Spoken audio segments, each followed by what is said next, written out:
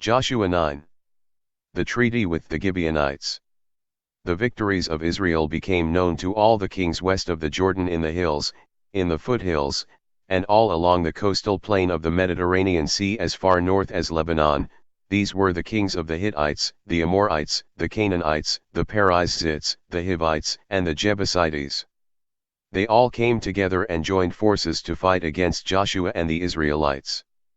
But the people of Gibeon, who were Hivites, heard what Joshua had done to Jericho and Ai. And they decided to deceive him. They went and got some food and loaded their donkeys with worn-out sacks and patched-up wineskins. They put on ragged clothes and worn-out sandals that had been mended. The bread they took with them was dry and moldy. Then they went to the camp at Gilgal and said to Joshua and the Israelites, "We have come from a distant land. We want you to make a treaty with us." But the Israelites said, "Why should we make a treaty with you? Maybe you live nearby." They said to Joshua, "We are at your service." Joshua asked them, "Who are you? Where do you come from?" Then they told him this story, "We have come from a very distant land, sir, because we have heard of the Lord your God. We have heard about everything that he did in Egypt, and what he did to the two Amorite kings east of the Jordan, King Sihon of Heshbon and King Og of Bashan, who lived in Ashtaroth.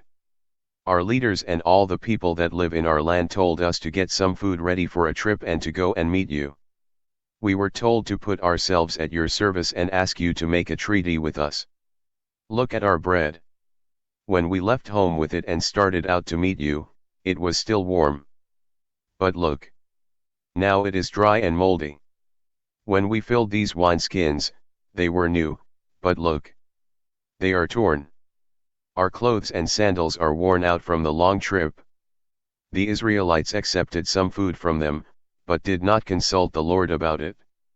Joshua made a treaty of friendship with the people of Gibeon and allowed them to live. The leaders of the community of Israel gave their solemn promise to keep the treaty. 3 days after the treaty had been made, the Israelites learned that these people did indeed live nearby. So the people of Israel started out and 3 days later arrived at the cities where these people lived, Gibeon, Chephirah, Beeroth, and Kiriath-Jearim. But the Israelites could not kill them, because their leaders had made a solemn promise to them in the name of the Lord, Israel's God. All the people complained to the leaders about this. But they answered, "We have made our solemn promise to them in the name of the Lord God of Israel. Now we cannot harm them. We must let them live because of our promise. If we don't, God will punish us. Let them live, but they will have to cut wood and carry water for us." This was what the leaders suggested.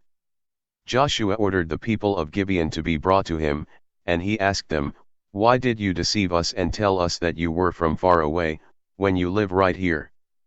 Because you did this, God has condemned you. Your people will always be slaves, cutting wood and carrying water for the sanctuary of my God."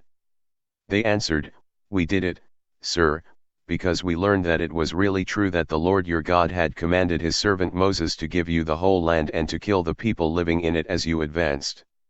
We did it because we were terrified of you, we were in fear of our lives.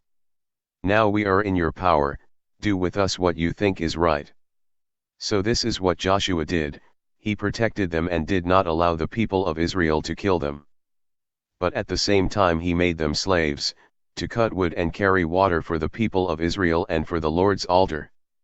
To this day they have continued to do this work in the place where the Lord has chosen to be worshipped.